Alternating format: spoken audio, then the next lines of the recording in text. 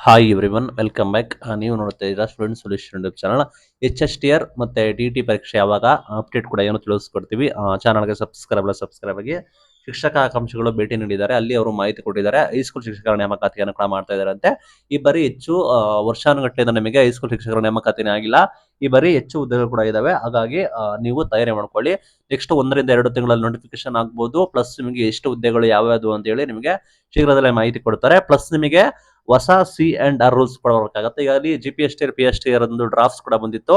ಅಂತಿಮವಾಗಿ ನಿಮಗೆ HSTRದು ಯಾವುದೇ ರೀತಿ ಕ್ಲಾರಿಟಿ ಇರಲಿಲ್ಲ. PG ಕಡ್ಡಾಯ ಅಂತ ಇದ್ದಾರೆ, TT ಕಡ್ಡಾಯ ಅಂತ ಇದ್ದಾರೆ ಅಂತೆಲ್ಲ ಗೊಂದಲ ಇತ್ತು. ಅದು ಇಲ್ಲ ಅಂತ ಹೇಳಿ ಮೂಲಗಳು ಕೂಡ ಮಾಹಿತಿ ಕೊಡ್ತಾ ಇದ್ವು.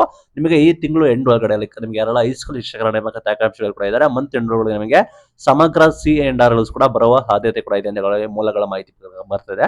ಮೀನ್ಸ್ ನಿಮಗೆ ಅಲ್ಲಿ ನಿಮಗೆ ಕ್ಲಾರಿಟಿ ಕೂಡ ಸಿಗುತ್ತೆ. ಪ್ಲಸ್ ನಿಮಗೆ ಯಾವ್ದೆಲ್ಲ ಫಿಸಿಕಲ್ ಎಜುಕೇಶನ್ ಇದೆ, ದೈಹಿಕ ಶಿಕ್ಷಕರ ನೇಮಕಾತಿ ಅದು ಕೂಡ ಸೇರಿಸಿ ನಿಮಗೆ ಸಮಗ್ರ C&R ರೂಲ್ಸ್ ಬಂದ್ಬಿಟ್ಟು ಮಂತ್ ಎಂಡ್ಗೆ ನಿಮಗೆ ಬರುತ್ತಂತೆ. HSTR ಕೂಡ ನಿಮಗೆ ಇನ್ಕ್ಲೂಡ್ ಕೂಡ ಆಗಿರುತ್ತೆ. ಪ್ಲಸ್ ಅದು ಕೂಡ ವೆರಿ ವೆರಿ ಇಂಪಾರ್ಟೆಂಟ್.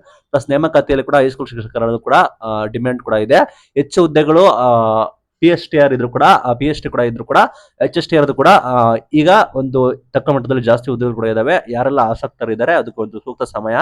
1-2 ತಿಂಗಳಲ್ಲಿ ನೋಟಿಫಿಕೇಶನ್ ಆಗ್ಬೋದು. ನೆಕ್ಸ್ಟ್ 6 ಮಂತ್ ಒಳಗಡೆ ಎಲ್ಲ ಪ್ರೊಸೆಸ್ಗಳನ್ನ ನಾವು ಮುಗಿಸ್ತೀವಿ ಅಂತ ಕೂಡ ಮಾಹಿತಿ ಬಂದಿದೆ. ಪ್ಲಸ್ ನಿಮಗೆ ನೋಟಿಫಿಕೇಶನ್ ಕೂಡ ಆಗುತ್ತೆ.